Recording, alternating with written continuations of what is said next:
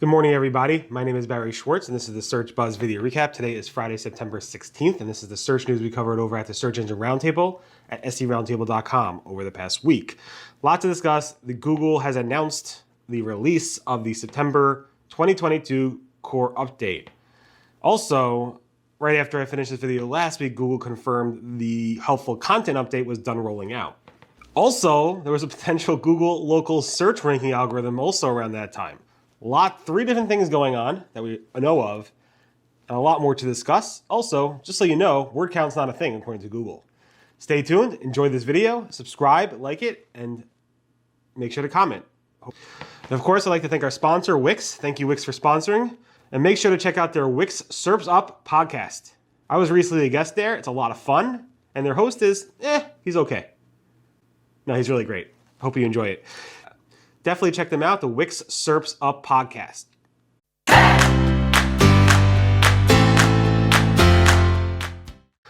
Okay, let's start off with the September 22 Broad Core update from Google, and it started on September 12th around 11:30 a.m. Eastern time. It started off pretty quick. We noticed things, massive chatter, massive volatility within a 12-hour period of it being announced. Just a quick update on this. So again, the rollout takes about 2 weeks to roll out. It hasn't finished as of this recording this video yet, but it hasn't been close to 2 weeks yet. It's been less than a week. It looks at all types of content. It's not a penalty. It's there to reward really great content. It's a global impact, impacting all languages, although it doesn't seem to have rolled out to every single country. More on that next week. We'll be doing some deep dives on that. The impact, Google would not tell us the percentage, but it definitely feels to be big, probably one of the bigger ones. More on that as we do more research on it. It does impact Google Discover features and other features like feature snippets and so forth. There are people complaining about indexing issues. I think it has to do with Google just saying these sites aren't quality enough to be, or these pages aren't quality enough to be indexed. You can recover, but it takes a long time. And the refreshes do happen periodically and so forth. So again, lots of stuff going on here. People are thinking that maybe the helpful content update is related to this. They're separate. Danny Sullivan confirmed that again once this actually late last night as well as a week ago, basically saying there's no direct correlation with them. They're not going to help one or another and so forth. So he basically said that and so forth. The last core update we had was in May, which is pretty big as well. And before that, we didn't have an update until November of 2021. So lots of things there. Like I said, the tools are off the charts. The chatters are off the charts. So things are definitely looking big with this update. So if you were hit, I apologize. It's not my fault. I blame somebody else. But like I said, there's room to recover with these things, and it takes time, but you could definitely do so. Moving on to the helpful content update. Like I said, it finished shortly after the video of last week on September 9th. Again, it finished around September 9th at around 2 p.m. Eastern, and then Google waited a few days till Monday to start rolling out the broad core update. Google waited on purpose. Google does that now with Danny Sullivan around. He does try to make sure Google doesn't overlap releases of big updates. And again, this is a helpful content update, quick facts. It began right on August 25th. It took 15 days to roll out, finishing on September 9th. It targeted content that was written to pretty much rank well in search and not help humans. It only affected search, not discover, not other things right now. Again, it's not a penalty. It is not site-wide. It is not page-by-page basis. It is a site-wide algorithm, unlike other algorithms. It's not a core update. It only currently impacts English languages, but it will expand to others. And the impacts seem really minor. Of course, if you were impacted, it felt big. But in general, in terms of how many sites, how widespread it was, very minor. And again, we saw some ranking fluctuations the morning, like September 8th or so. And we thought maybe that was the helpful content update kicking in. I don't think so. I'm not sure. So lots of chatter around that. I don't think it was related to that. We discussed that last week, and I'm not sure, again, if that helpful content update had any legs at all on a widespread basis.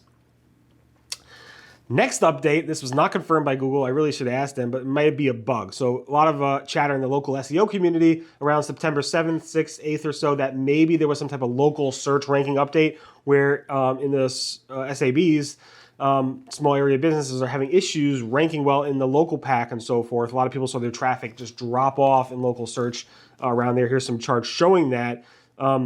Joy Hawkins also saying, something's going on with this as well. Lots of chatter around this. So if you are in there, definitely take a look at that post. There's links to other threads and other comments from people around that type of issue. Also, we are seeing reports from SEMrush and Rank Ranger. Rank Ranger reported first that there is a drop in feature snippets. Kind of makes sense that it might happen around the core update. Not sure about a helpful content update, but they said this happened around September 8th, around the same time that we saw that what we thought was a helpful content update ending burst, but I think it wasn't. I think it was something else. In any event, most SEOs are not noticing this, so I'm not sure if these reports are picking up on some weird changes.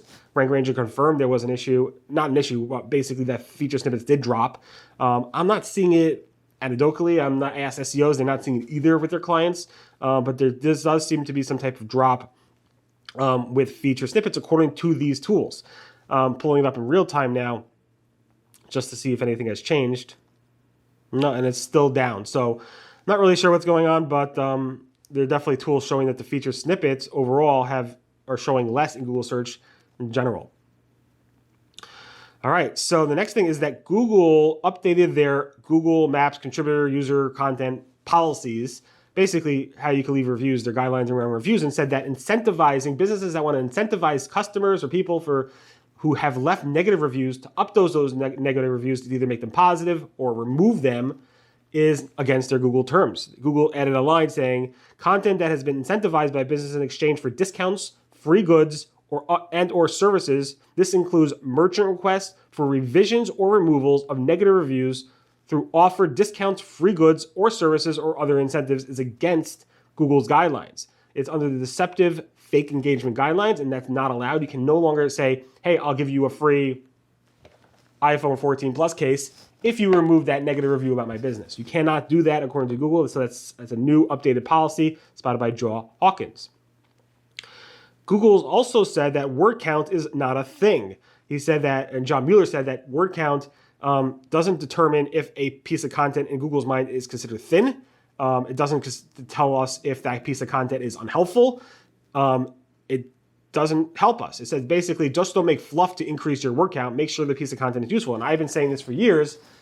Make content that helps the user and don't waste their time. The worst thing, I personally write pieces of content, even these videos, I get to the point as fast as possible in order not to waste your time, because your time's valuable, my time's valuable, I believe also. But again, if you could say things in less words, get to the point faster, I think that's more helpful than having some type of piece of content that goes on and on and on. That's not so helpful.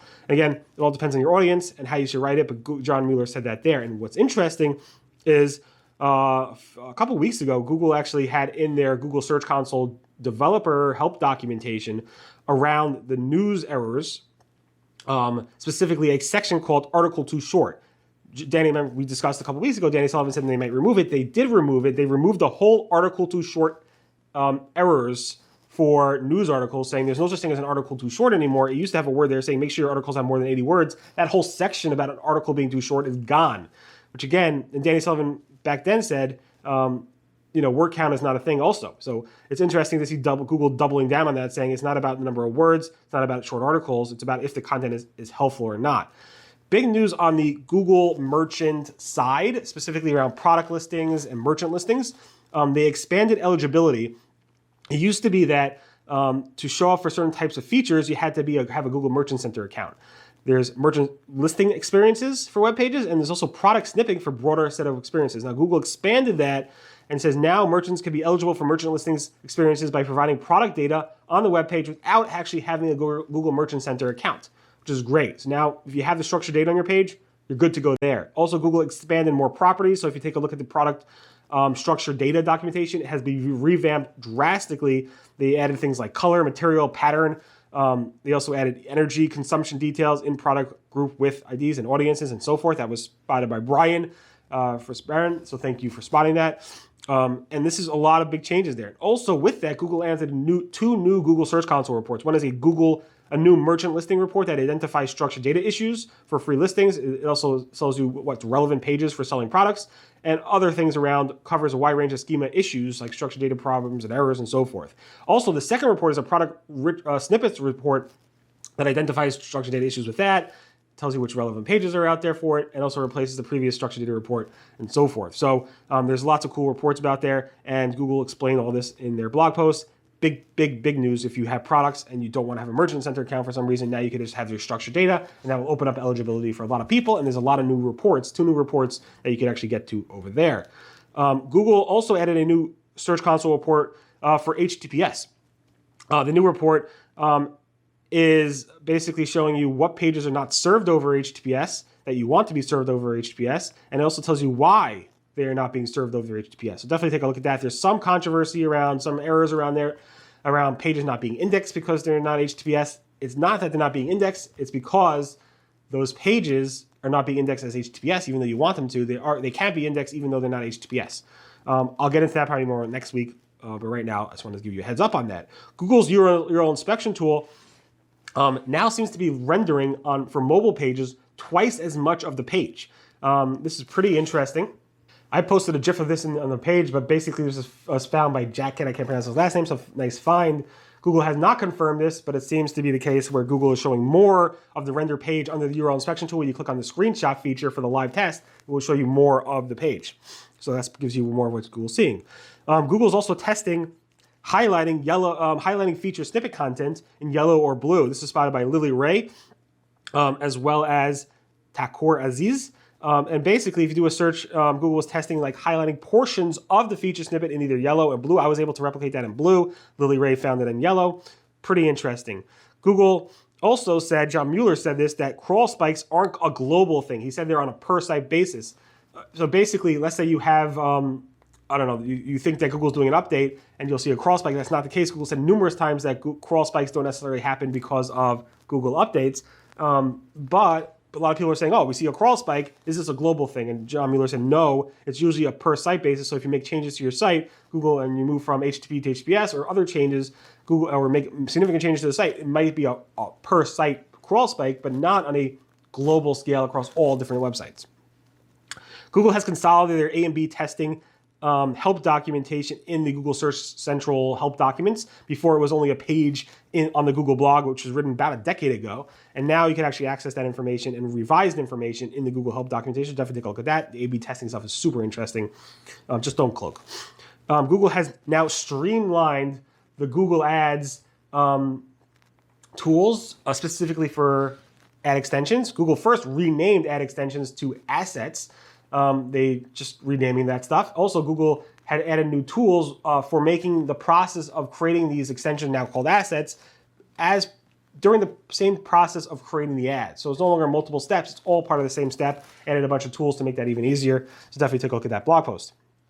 Google also has consolidated the managing of the automatically applied recommendations in one page. So they bundled all the automatically applied recommendations into one page. You can access that easily and be able to roll it back faster if you want to. And Google Ad Scripts now has gained support for Performance Max campaigns, which is great if you use Google Ad Scripts.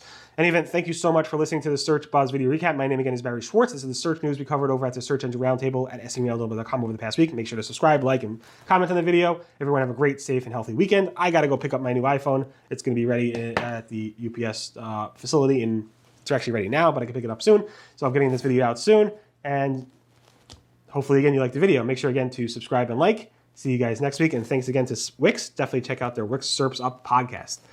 Thanks again. Bye-bye.